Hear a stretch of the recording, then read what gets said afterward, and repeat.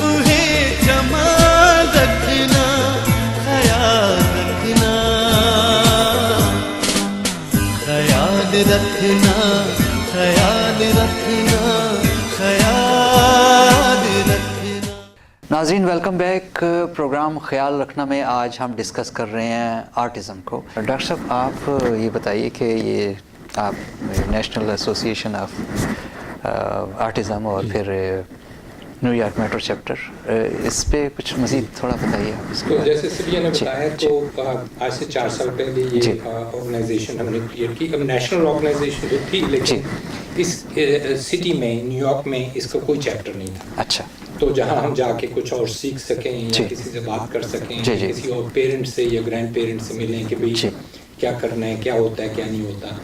तो जब हमने ये ऑर्गेनाइजेशन चैप्टर यहाँ शुरू किया है तो उसके बाद ये है कि अब 1000-1500 लोग जो हैं वो हमारे मेंबर हैं।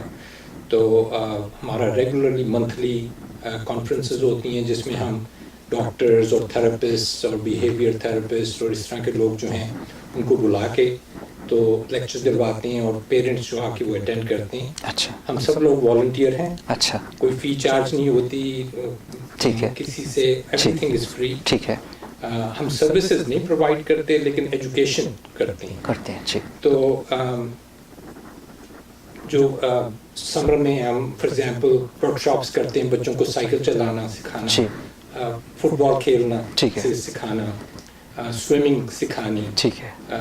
इसी तरह बहन भाइयों के साथ कैसे डील करना है। अगर बहन भाइयों का एक हमने ग्रुप बनाया हुआ है ताकि उनके स्ट्रेस कम की जाए, क्योंकि जैसे हमारा पोता है उसकी 2 बहनें हैं जी, तो वो हर वक्त उनके साथ डील करना, उनको पता है कि ये जो हमारा भाई है कुछ इसमें प्रॉब्लम है, ठीक है, तो उन पे जो स्ट्रेस होती हैं जी उनको डील करना। तो क्योंकि अक्सर ये होता है कि अगर आप बच्चों को लेके किसी दावत पे गए या अपने घर किसी को बुलाया तो बच्चे मेरी बच्चों से आपस में बात करके कहेंगे आपका भाई इस तरह की हरकतें क्यों कर रहा है, हाँ, क्यों अपना हाथ हिलाए,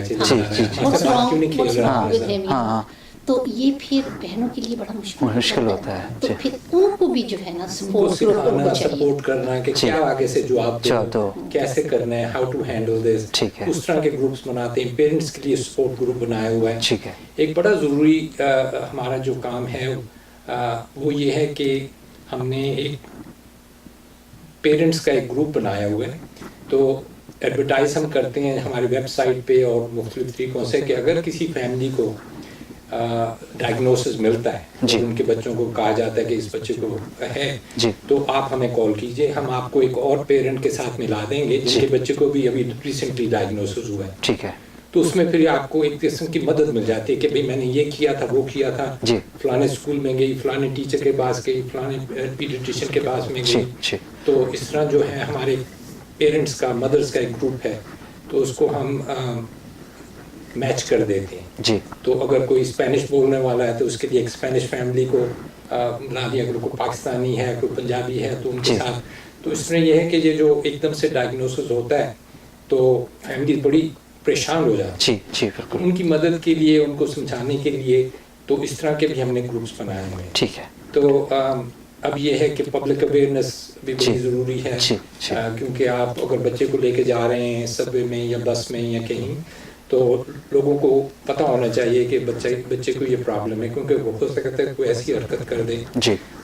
फिर ये है कि चूँकि कई बच्चे ठीक हो जाते हैं तो इसलिए इनको हम ये नहीं कहते कि आप परमानेंटली रिटार्डेड हो, क्योंकि अगर आप इन पे काम करें, इन पे मेहनत करें, इनकी बिहेवियर की ट्रीटमेंट करें, ग़िज़ा को ठीक करें तो कई बच्चे ठीक हो जाते हैं। ठीक है।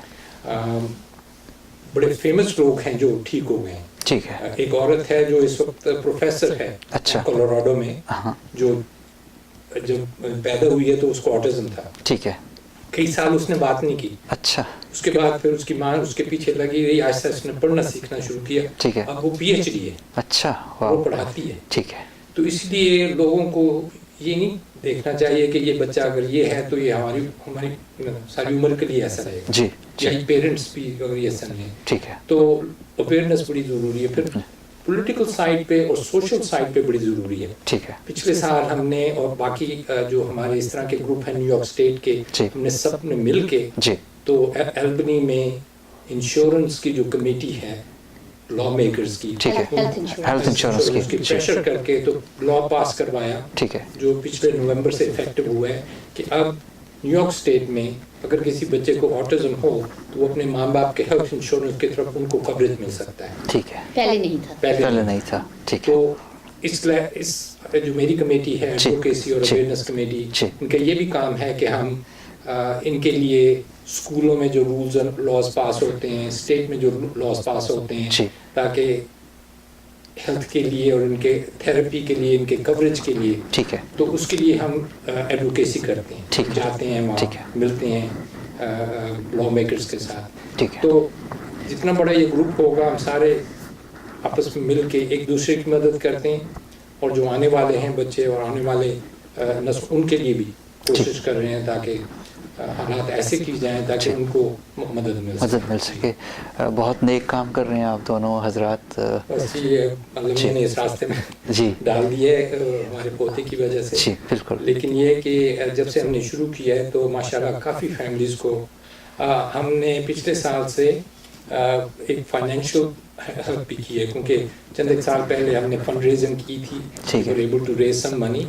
تو اس سال ہم نے 2 دفعہ فیملیز کو $1000 دیے اگر ان کے بچوں کے علاج کے لیے. اچھا. وہ فیملیز جو نیڈی ہیں, جن کے پاس پیسے نہیں ہیں, ٹھیک ہے, اگر ان کو علاج کی ضرورت ہے and they cannot come up with the money, ٹھیک ہے, تو ان کے لیے گرانٹس ہم دیتے ہیں. ٹھیک ہے, ٹھیک ہے. تو یہ بھی دو ایک سال سے ہم نے شروع کیا ہمارے چیپٹر کے تھرو. ٹھیک ہے. ناظرین, اس وقت ہم بات کر رہے ہیں آرٹزم پہ. ڈاکٹر خالد رحمان صاحب اور مسز صبیہ رحمان صاحبہ ہمارے ساتھ ہیں. ہم نے کافی گفتگو کی, لیکن یہ کہ اگر آپ میں سے کسی کے بچے کو آرٹزم ڈائگنوز ہو تو آپ نیشنل ایسوسیشن آف آرٹزم سے رابطہ کر سکتے ہیں, اور یہ نمبر ہم اسکرین پہ ڈسپلے کر رہے ہیں. اور ڈاکٹر صاحب, آپ اور مسز صبیہ رحمان, آپ کوئی پیغام اپنی کمیونٹی کو دینا چاہیں تو. بس یہ میری طرف سے صبیہ کو بھی بتائیں گی, میری طرف سے یہ ہے کہ ایک بچے کا علاج جتنی جلدی ہو سکے اتنی جلدی کریں. آپ اگنور نہ کریں, ان کو دیکھیں کہ اگر بچہ اچھی طرح ڈیولپ نہیں ہو رہا, اسپیشلسٹ کے پاس جائیں, ڈیولپمنٹل اسپیشلسٹ جو ہوتے ہیں, تاکہ بچے کو ڈائگنوز ہو جائے. اور اس کے بعد جہاں تک میرا تعلق ہے اس آرگنائزیشن میں چاہتا ہوں کہ جتنے لوگ ہمارے ساتھ مل جائیں, جتنا ہمارا گروپ بڑا ہوگا اتنا ہمارا پولیٹیکل انفلوئنس اور سوشل انفلوئنس زیادہ ہوگا, تاکہ ان بچوں کے لیے اسکولوں میں پراپر پڑھائی کے لیے, کہ یہ ایسے بچے ہیں جن کو ایک ٹیچر کے لیے, ایک اسٹوڈنٹ کے لیے ایک ٹیچر چاہیے ہوتا ہے, کہ ان کا بالکل ان کے ساتھ رہ کے ان کو پڑھانا سکھانا. صحیح. تو یہ چیزیں بڑی مہنگی ہیں. ٹھیک ہے. It cost lot of money. ٹھیک ہے. تو ماں باپ کو سپورٹ کرنے کے لیے, فائنینشیل سپورٹس کے لیے سوسائٹی میں ہم اسی طرح کر سکتے ہیں اگر ہم سب مل کے ایک گروپ میں کریں, کیونکہ گروپ میں ہماری اسٹرینتھ ہوگی. ٹھیک ہے. تو اگر آپ چاہیں تو ہمیں کانٹیکٹ کریں, ہم آپ کو اپنے ای میل پہ ڈالیں گے, آپ کو بتائیں گے جب ہمارے فنکشنز ہوتے ہیں تو آپ ہمارے لیے مختلف بروز میں, مختلف ایریاز میں ہمارے لیے ہماری طرح کے اسپوکس مین بن جائیں. جی بے شک. تو اس طرح یہ ہے کہ آپ ناٹ اونلی آٹزم کو سرو کریں گے, اپنی کمیونٹی کو سرو کریں گے. بالکل بالکل. آپ کچھ؟ ہاں, میں یہ کہنا چاہوں گی کہ اکثر جب ہم ایجوکیشنل سیشنز کرتے ہیں تو مائیں آ کے پوچھتی ہیں جی کہ ہم اس چیز کو روک سکتے ہیں, اس کو پریونٹ کر سکتے ہیں, جی کوئی طریقہ ہے. تو اس کے اوپر کافی ریسرچ ہوئی ہے اور کچھ ڈاکٹروں نے کافی لیکچرز دیے ہیں کہ آٹزم کو آپ کیسے پریونٹ کر سکتے ہیں. اور جو میں اکثر سنتی ہوں وہ یہ ہے کہ اس کو پریونٹ تو پتہ نہیں ہم کر سکتے ہیں کہ نہیں, یہ نہیں معلوم, لیکن آپ اپنا رسک جو ہے اس کو کم کر سکتے ہیں. اور اس کے 3 سٹیجز ہیں. ٹھیک ہے. ایک عورت کی حاملہ پریگننٹ ہونے سے پہلے, ایک प्रेगनेंसी के दरमियान दौरान और एक बच्चे की पैदाइश के बाद। ठीक है। तो ये 3 स्टेजेस हैं जिसमें कि आप वो कदम उठा सकते हैं जिससे कि आपका रिस्क कम हो ठीक है। अगर आप मज़ीद डिटेल देना चाहें प्रेगनेंसी के दौरान और उसके बाद और तो जी आप जी प्लीज़ जी। तो प्रेगनेंसी से पहले ये है कि अपनी सेहत की तरफ तवज्जो, जी लेकिन ख़ास तौर पे कि आपके जिस्म में जो टॉक्सिन्स और जो नुकसानदेह चीज़ें हैं उनको खारिज कर देना ज़रूरी है। ठीक है। और उसके लिए ये है कि आपने देखा होगा कि जब डेंटल वर्कअप होता है, कैविटीज़ होती हैं, फिलिंग होती है, तो एक ज़माने में मरकरी डालते थे वो दांतों में। ठीक है। तो अगर प्रेगनेंसी से कोई 3-4 महीने पहले अगर किसी तरह से उस चीज़ को एक्सट्रैक्ट कर दिया जाए तो कई डॉक्टर्स वो भी रेकमेंड करते हैं। अच्छा ठीक है। फिर ये है कि एंटीबायोटिक्स का इस्तेमाल और टाइलेनॉल का इस्तेमाल जिस हद तक हो सके आपके डॉक्टर के मशवरे के मुताबिक उसको कम से कम करें। अच्छा अच्छा वो चीज़ जो है ठीक है आपके लिए ठीक मुझे है। एंटीबायोटिक्स मतलब टोटली नुकसानदेह हैं जिस हद तक हो सकती हैं इसी मैंने कहा कि डॉक्टर के मशवरे के साथ जी। लेकिन ये है कि इसका इस्तेमाल जो है ये जिस हद तक कम हो ठीक सके। है ठीक है। फिर ये है कि बहुत सारे खानों में मरकरी है जैसे कि ट्यूना फिश खाना बंद कर। अच्छा। और बड़ी मछली भी जैसे ठीक है सैमन वगैरह है इसका भी परहेज। जी जी। ये आप प्रेग्नेंट लेडीज़ के लिए एडवाइस कर रही हैं? उससे पहले की? अच्छा अच्छा अच्छा। एल्यूमिनियम के बर्तनों में खाना पकाना बंद कर दें। अच्छा। एल्यूमिनियम में जो है टॉक्सिन्स हैं। अच्छा। तो वो स्टेनलेस स्टील में पकाइए और चीज़ में पकाइए, एल्यूमिनियम में नहीं। एल्यूमिनियम फॉइल वगैरह इन सब चीज़ों का इस्तेमाल बंद। अच्छा। डिओड्रेंट का इस्तेमाल जो है उसमें भी एल्यूमिनियम होती है। अच्छा। ये सारी चीज़ें इनका इस्तेमाल जो है ये बंद कर देना चाहिए। ठीक है। फिर ये है कि जो कि सब लोग आपसे कहेंगे कि खुराक जो है वो ऑर्गेनिक होना चाहिए, क्योंकि जो नॉन ऑर्गेनिक खाना होता है उसमें प्रिजर्वेटिव्स होते हैं, वो छिड़काव होता है पेस्टिसाइड्स का और आर्टिफिशियल फर्टिलाइजर और जो हैं कैटल और पोल्ट्री उनको जो फीड दी जाती है उनमें बड़ा कुछ होता है जो कि मुज़र है हेल्थ के लिए, तो वो ऑर्गेनिक खाना होना चाहिए। ठीक है।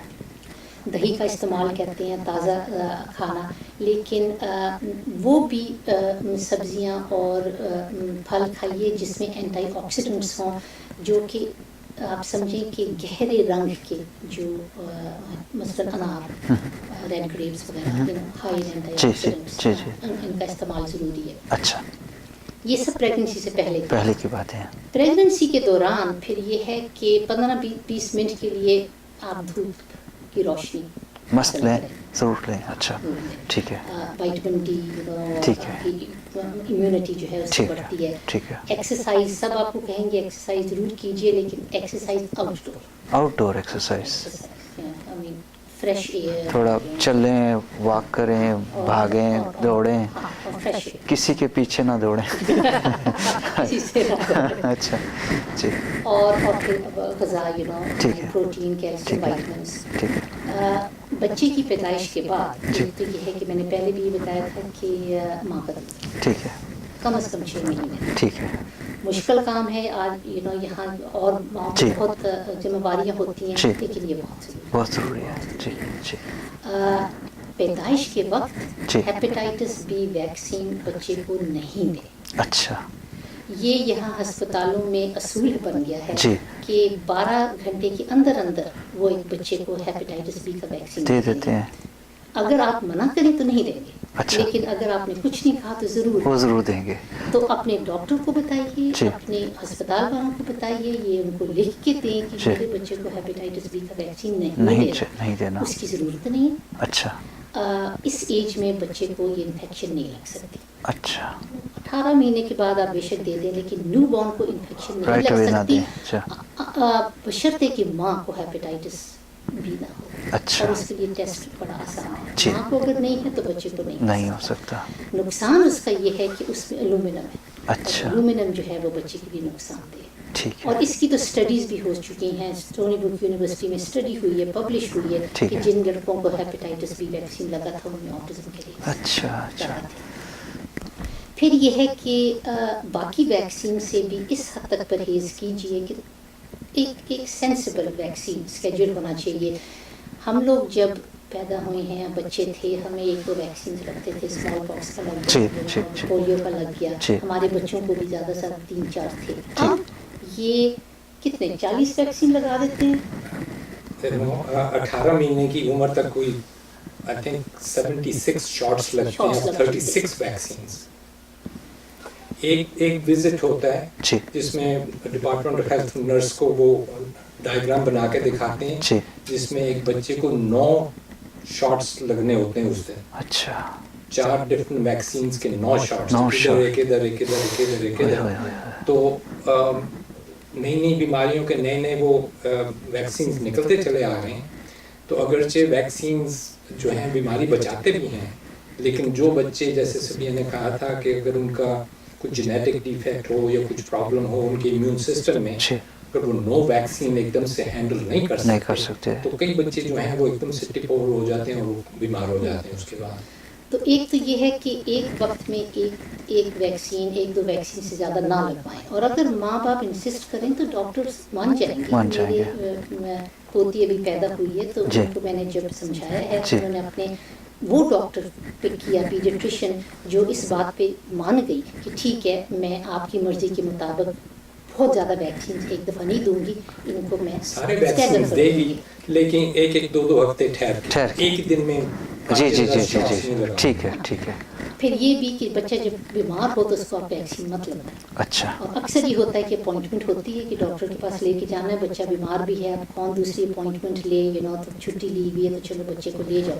لیکن اگر آپ ڈاکٹر کو کال کر کے کہیں کہ بچہ بیمار ہے اور اس کو ویکسین نہیں لگ سکتی, میں پھر کسی دن اپوائنٹمنٹ کر لوں گی, تو وہی بہتر ہے. بیمار بچے کو کبھی ویکسین نہ دیں, وہ نہیں لگتی چاہیے. تو یہ چند ایک ٹپس ہیں جس سے کہ آپ اپنا رسک جو ہے وہ کم کر سکتے ہیں. پھر یہ ہے کہ بچے کو سالڈ فوڈز جو ہے 6 مہینے سے پہلے نہ دیجیے, کیونکہ بچوں میں پھر کہتے ہیں کہ فوڈ الرجیز جو ہیں وہ ہو جاتی ہیں. ٹھیک ہے. اور کچھ لوگ یہ بھی کہتے ہیں, یہ کچھ لوگ نہیں, ڈاکٹرز یہ بھی کہتے ہیں کہ سب سے پہلی غذا بچے کی سالڈ جو ہے وہ ایووکاڈو ہونی چاہیے. امریکہ میں کہتے ہیں. صحیح. تو یہ کچھ ٹپس ہیں جو میں ماؤں کو کہوں گی کہ اس چیز کی طرف ٹھیک ہے توجہ ہوں. ٹھیک ہے, آپ دونوں حضرات کا بہت بہت شکریہ. ناظرین, آج ہم بات کر رہے تھے آرٹزم پہ, اور میرے ساتھ نیشنل ایسوسیشن آف آرٹزم کی فاؤنڈر مسز سبیہ رحمان صاحبہ, اور پاسٹ پریزیڈنٹ بھی ہیں آپ, اور ڈاکٹر خالد رحمان صاحب جو کہ چیئرمین ہیں advocacy committee of national association of autism New York metro chapter کے. اور آپ نے یہ پروگرام دیکھا. اگر آپ کا کوئی سوال ہو تو آپ ہمیں یہ جو نمبر ہم چھوڑ رہے ہیں اسکرین پہ, آپ کال کر کے اپنے سوالات پوچھ سکتے ہیں. کاوش NY پہ کال کر سکتے ہیں. اجازت دیجیے, آئندہ کسی اور پروگرام کے ساتھ حاضر ہوں گے. خدا حافظ.